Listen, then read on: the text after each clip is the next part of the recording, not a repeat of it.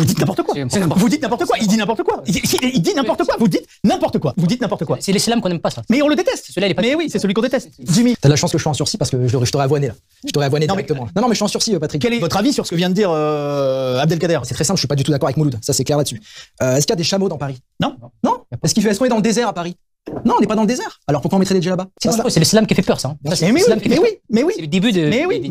Mais c'est celui qui fait peur. Et force est de constater que Jimmy marque un point, Abdelkader. Et ouais. Viviane. Il a tout dit. Un argumentaire implacable, auquel j'ajouterais que j'ai peur pour l'avenir de mes enfants. Parce qu'après, ça va être quoi? On va égorger des moutons dans la rue. Je n'invente rien en disant qu'il est écrit dans le Coran que les non-musulmans seront à terme exterminés. De manière définitive. Attendez, excusez-moi madame, là, mais vous l'avez lu le Coran? Je vous vois venir avec vos grosses babouches pleines de sable mouvant. Eh ben non, je l'ai pas lu. Et alors, quel rapport avec le débat? Franchement, et arrêtez de m'interrompre en essayant de m'endoctriner. Parce que vous voyez, ça commence comme ça. Et après, vous voulez quoi? Que je porte un chador? Que je te prépare un couscous? Non mais c'est vrai, Abdelkader, calmez-vous un peu. Calmez-vous. 15 millions, c'est le nombre de vues sur X au moment où je vous parle du dernier sketch de Malik Bentala qui parodie l'émission de CNews L'heure des pros présentée par Pascal Praud. Je vais donc essayer d'être le plus honnête possible sur cette dernière. Parlons de la forme tout d'abord. Vous savez quoi, je trouve ça pas si mal. Je me suis pas roulé par terre de rire, mais j'ai néanmoins esquissé quelques sourires. Je vais probablement me faire fumer dans les commentaires, mais en termes d'humour, je suis très bon client. Je peux rigoler en m'attendant du Desproges, du DeVos, du Bobby Lapointe. Au pays d'Adragon, il y avait une fille qui aimait le gaz citron et vanille. Des inconnus, Danny Boone, du Laurent Gérard, du Dupontel, du Gad Elmaleh, du Eric et Ramsey, du Elie Moon, du Dieudonné. Quand je te parle, ne réponds pas. La réponse. Mais j'ai également kiffé pas mal d'humoristes de l'époque Jamel Comedy Club. En termes d'humour, je ratisse très large. Si je parle de certains humoristes passés, c'est parce que j'ai changé et désormais j'ai beaucoup plus de mal avec l'humour communautaire arabe, noir ou même juif, façon stand-up. Et je suis pas seulement américain, je suis aussi juif.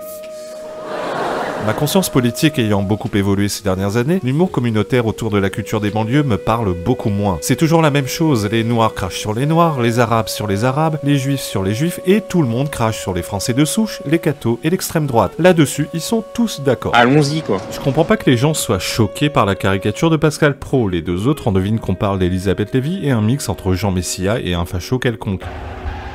Le propre de la caricature, c'est de se moquer en exagérant et en ridiculisant les gens. Ouais, c'est pas faux. Par exemple, le côté autoritaire et théâtral de Praud, je trouve ça très bien vu. Mais enfin, ça va pas! Le clin d'œil à la picole concernant Elisabeth Lévy, on va pas se mentir, on s'est à peu près tous dit en la voyant qu'elle ne devait pas boire que du panaché. L'eau ferrugineuse, oui. Mais voilà, ce qui me pose problème dans ce sketch, c'est le fond. C'est en réalité un tract politique qui ne dit pas son nom. Ah bon? Le français de souche est arrogant, insolent, vulgaire, alcoolique, mal élevé, stupide, raciste. C'est différent. Le musulman, quant à lui, est courtois, érudit, sage, réfléchi, posé, pacifique, bardé de diplômes et il se fait abuser et manquer de respect de la part des Français de souche. J'adore rire. Ou alors il est dépeint comme un arabe de service, lâche, soumis et incapable du moindre raisonnement sensé ou d'aligner 3 mots en français. Pour moi, la France, c'est comme les Français, c'est les girafes. C'est les girafes. Il y a plusieurs catégories de girafes dans la jungle. Il y a long co, petit co, moyen co, oblique, des obliques. Et qui protège les girafes de la France? C'est rhinocéros. C'est rhinocéros. Il y a plusieurs rhinocéros. Petit corne, grand corne, moyen corne. Déjà, excusez-moi, on serait pas un peu dans l'inversion de valeur là? Allez demander aux Français les premiers qualificatifs qui leur viennent à l'esprit quand ils pensent à un musulman. Je doute fort qu'ils correspondront à ceux du musulman dans le sketch. Tu vois ce que je veux dire.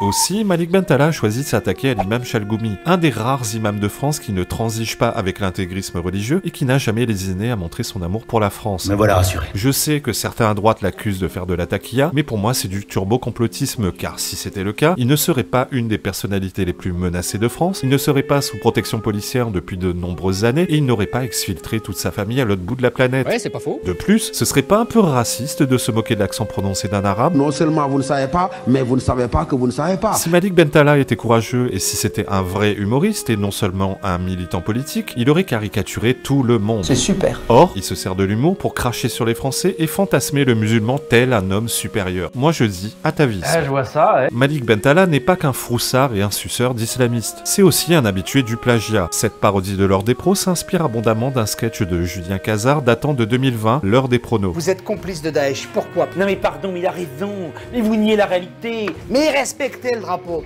Wallah Hadin, aujourd'hui, il pisse dessus. On ne parle pas de football. Là, on est en train de crever. Et vous jouez avec la peur des gens, vous êtes anxiogènes. Si vous me le permettez. Oui, mais je vous le permets, bien sûr. Malik Bentala n'en est pas à son coup d'essai car il fait partie des victimes principales du chasseur de plagiat Copy Comic qui étriait sans vergogne il y a plusieurs années tous les comiques qui piochaient allègrement dans le travail des autres pour se faire un nom sur la scène française. She would like carry that shit like a gun. And you fuck up, my mother walk in the room was like.